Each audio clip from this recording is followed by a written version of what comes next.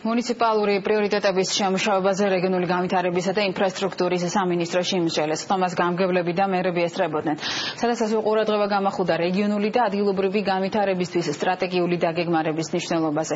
შეხვედრას ესწრებოდნენ ასევე ფინანსთა სამინისტროს, მთავრობის ადმინისტრაციის და სამხრეთ კავკასიაში შვეიცარიის თანამშრომლობის ოფისის წარმომადგენლები.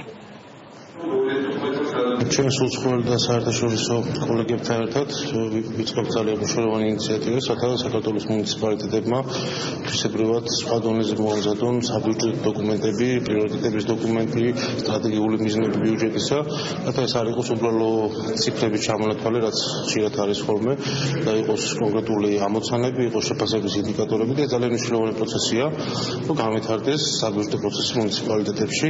Აუცილებლად უნდა განვითარდეს დემოკრატიის პროცესი, უნდა მეტი დაუსრულება მიიღოს მუნიციპალიტეტებმა, უნდა იყოს მეტი საშუალება, რომ გადაწყვეტილებები განსაკუთრებით ბიუჯეტის ფორმირებისას ჰქონდეს რეგიონებს.